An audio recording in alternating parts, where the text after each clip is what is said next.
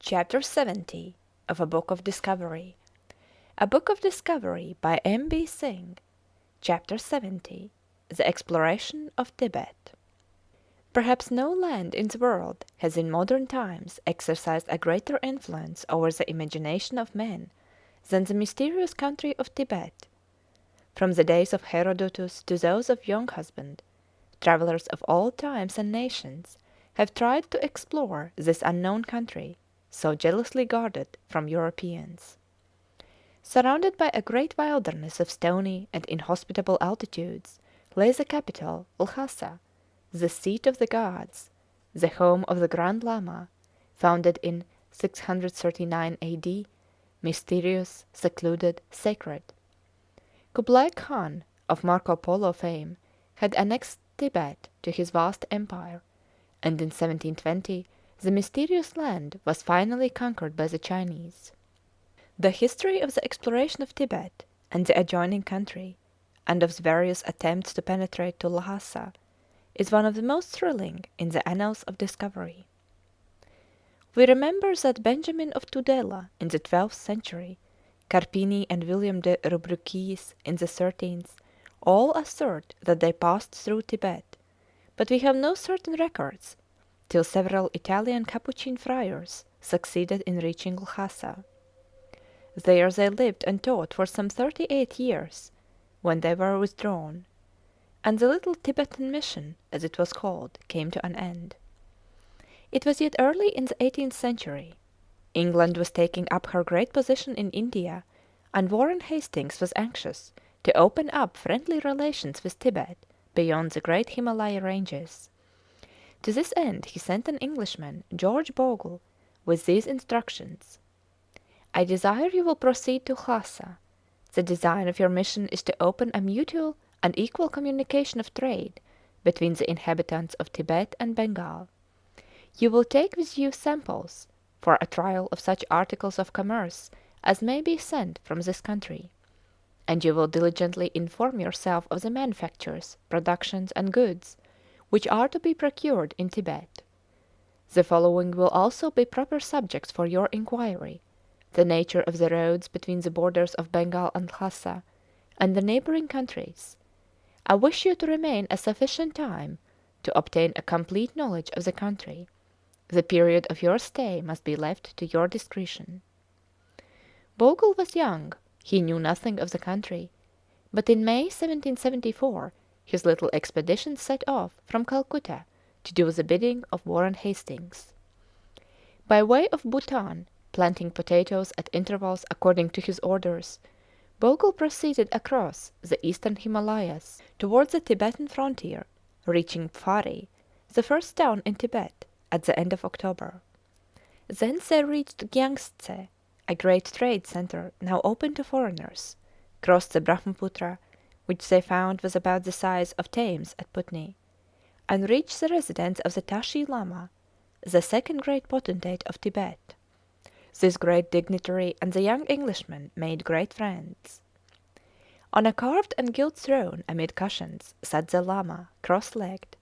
He was dressed in a mitre-shaped cap of yellow broadcloth, with long bars lined with red satin, a yellow cloth jacket without sleeves, and a satin mantle of the same colour thrown over his shoulders.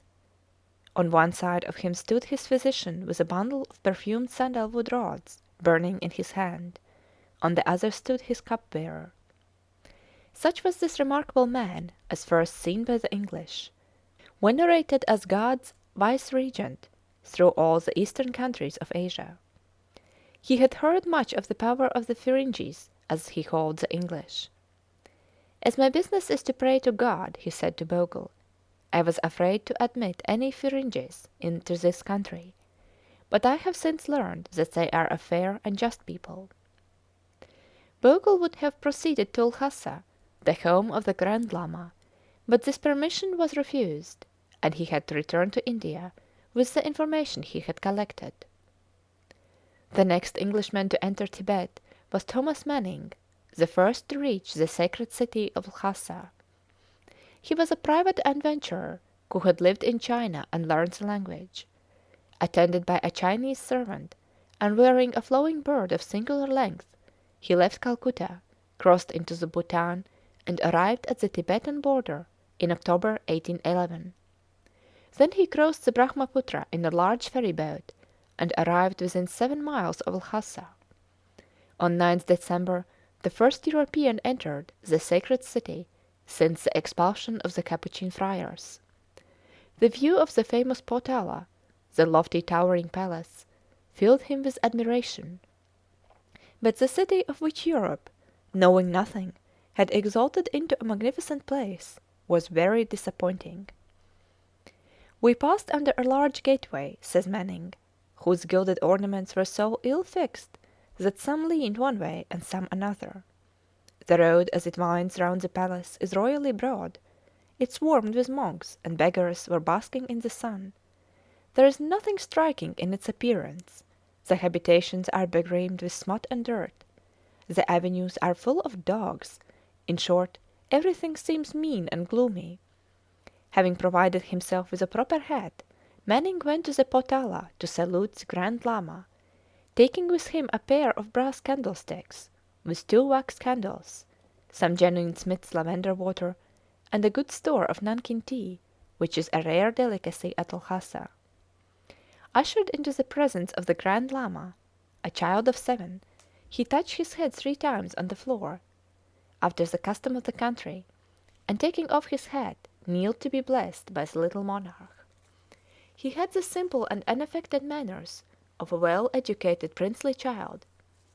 His face was affectingly beautiful. His beautiful mouth was perpetually unbending into a graceful smile, which illuminated his whole countenance. Here Manning spent 4 months, at the end of which time he was recalled from Pekin, and reluctantly he was obliged to return the way he came. The next man to reach the forbidden city was a Jesuit missionary, the Abbé Huc, who reached Lhasa in 1846 from China. He had adopted the dress of the Tibetan Lama, the yellow cap and gown, and he piloted his little caravan across the wide steppes on horseback, while his fellow missionary, Gabet, rode a camel, and their one Tartar retainer rode a black mule. It took them a year and a half to reach the sacred city of Lhasa, for many and great were the difficulties on the way. The first difficulty lay in crossing the Yellow River, which was in flood. It is quite impossible to cross the Yellow River, they were told. 8 days ago the river overflowed its banks, and the plains are completely flooded. The Tartars only told us the truth, remarked Huc sadly. The Yellow River had become a vast sea, the limits of which were scarcely visible. Houses and villages looked as though they were floating upon the waves. What were we to do? To turn back was out of the question. We had vowed that, God willing, we would go to Lhasa, whatever obstacles impeded. And so they did. The camels were soon up to their knees in a thick, slimy compost of mud and water, over which the poor animals slid on their painful way. Their courage was rewarded. Native ferry boats came to their rescue, and they reached the other side in safety. They were now on the main caravan route to the Tibetan frontier and the Koko Nor. Immense caravans were met, with strings of camels extending 4 miles in length. 3 times between the Yellow River and the Koko Nor lake did they pass the Great Wall, built in 214 A.D. After over 4 months of travel, Huc arrived at the monastery of Kunkum, on the borderland of Tibet. This was the home of 4,000 lamas, all clothed in red dresses and yellow mitres, and thither resorted the worshippers of Buddha from all parts of Tartary and Tibet. The site is one of enchanting beauty, says Huc. Imagine in a mountain side a deep, broad ravine, adorned with fine trees and alive with the caving of rooks and yellow-beaked crows, and the amusing chatter of magpies. On the 2 sides of the ravine and on the slopes of the mountain rise the white dwellings of the lamas. Amid the dazzling whiteness of these modest habitations rise numerous Buddhist temples, with gilt roofs, sparkling with 1,000 brilliant colours. Here the travellers stayed for 3 months, after which they made their way on to the Kokonor lake. As we advanced, says Hooke, the country became more fertile, until we reached the vast and magnificent pasturage of Kokonor. Here vegetation is so vigorous that the grass rose up to the stomachs of our camels. Soon we discovered far before us what seemed a broad silver ribbon. Our leader informed us that this was the Blue Sea. We urged on our animals, and the sun had not set when we planted our tent within 100 paces of the waters of the great Blue Lake. This immense reservoir of waters seems to merit the title of sea rather than merely of a lake. To say nothing of its vast extent, its waters are bitter and salt, like those of the ocean. After a month spent on the shores of the Blue Lake, an opportunity offered for the advance. Towards the end of October they found that an embassy from Lhasa to Pekin was returning in great force. This would afford Huck and his companion safe travelling from the hordes of brigands that infested the route through Tibet. The caravan was immense. There were 1,500 oxen, 1,200 horses, and as many camels and about 2,000 men. The ambassador was carried in a litter. Such was the multitude which now started for the 1,000 miles across Tibet to Lhasa. After crossing the great Burkhan Buddha range, the caravan came to the Shuga Pass, about 17,000 feet high, and here their troubles began. When the huge caravan first set itself in motion, says Hooke, the sky was clear, and the brilliant moon lit up the great carpet of snow with which the whole country was covered. We were able to attain the summit by sunrise. Then the sky became thickly overcast with clouds, and the wind began to blow with a violence which became more and more intense. Snow fell heavily, and several animals perished. They marched in the teeth of an icy wind which almost choked them. Whirlwinds of snow blinded them, and when they reached the foot of the mountain at last, Mr. Gabet found that his nose and ears were frostbitten. As they proceeded the cold became more intense. The demons of snow, wind, and cold were set loose on the caravan with a fury which seemed to increase from day to day. One cannot imagine a more terrible country, says poor Huck. Not only were the animals dying from cold and exposure, but men were beginning to drop out and die. 40 of the party died before the plateau of Tangla had been crossed, a proceeding which lasted 12 days. The track, some 16,000 feet above the sea, was bordered by the skeletons of mules and camels, and monstrous eagles followed the caravan. The scenery was magnificent. Line upon line of snow-white pinnacles stretched southward and westward under a bright sun. The descent was long, brusque, and rapid, like the descent of a gigantic ladder. At the lower altitude snow and ice disappeared. It was the end of January 1846 when at last our two travellers found themselves approaching the longed-for city of Lhasa. The sun was nearly setting, says Hooke, when we found ourselves in a vast plain and saw on our right Lhasa, the famous metropolis of the Buddhist world. After 18 months' struggle with sufferings and obstacles of infinite number and variety, we were at length arrived at the termination of our journey, though not at the close of our miseries. Huck's account of the city agrees well with that of Manning. The palace of the Dalai Lama, he says, merits the celebrity which it enjoys throughout the world. Upon a rugged mountain, the mountain of Buddha, the adorers of the Lama have raised the magnificent palace wherein their living divinity resides in the flesh. This place is made up of various temples. That which occupies the centre is 4 stories high. It terminates in a dome entirely covered with plates of gold. It is here the Dalai Lama has set up his abode. From the summit of his lofty sanctuary he can contemplate his innumerable adorers prostrate at the foot of the divine mountain. But in the town all was different. All are engaged in the grand business of buying and selling. All is noise, pushing, excitement, confusion. Here Huck and his companion resided for 2.5 months, opening an oratory in their house, and even making a few Christian converts. But soon they were ordered to leave, and reluctantly they travelled back to China, though by a somewhat different route. After this the Tibetans guarded their capital more zealously than before. Przhevalsky, that grand explorer of Russian nationality, spent years in exploring Tibet, but when within 160 miles of Lhasa he was stopped, and never reached the forbidden city. Others followed. Prince Henry of Orleans got to within 100 miles of Lhasa, Little Dale and his wife to within 50 miles. Sven Hedin, the prince of Swedish explorers, who had made so many famous journeys around and about Tibet, was making a dash for the capital disguised as a Mongolian pilgrim, when he too was stopped. A long black line of Tibetan horsemen rode towards us at full gallop, he relates.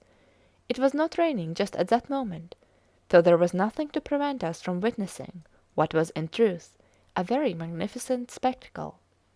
It was as though a living avalanche were sweeping down upon us. A moment more and we should be annihilated. We held our weapons ready. On came the Tibetans in one long line stretching across the plain. We counted close upon 70 in all. In the middle rode the chief on a big handsome mule, his staff of officers all dressed in their finest holiday attire. The wings consisted of soldiers armed to the teeth with gun, sword, and lance. The great man Cambo Bombo pulled up in front of our tent. After removing a red Spanish cloak and hood, he stood forth arrayed in a suit of yellow silk with wide arms and a little blue Chinese skullcap. His feet were encased in Mongolian boots of green velvet. He was magnificent. You will not go another step towards Lhasa, he said. If you do, you will lose your heads. It doesn't the least matter who you are or where you come from. You must go back to your headquarters. So an escort was provided, and sorrowfully Sven Hedin turned his back to the jealously guarded town he had striven so hard to reach. The expedition, or rather mission, under Colonel Younghusband in 1904 brings to an end our history of the exploration of Tibet. He made his way to Lhasa from India. He stood in the sacred city, and except for the Potala, he found it a sorry affair. He succeeded in getting a trade treaty signed, and he rode hastily back to India and travelled thence to England. The importance of the mission was accentuated by the fact that the flag, a Union Jack bearing the motto, Heaven's Light our Guide, carried by the expedition and placed on the table when the treaty was signed in Lhasa, hangs today in the Central Hall at Windsor over the statue of Queen Victoria. The veil so long drawn over the capital of Tibet had been at last torn aside, and the naked city had been revealed in all its weird barbarity. Plans of the scattered and ill-regulated city are now familiar.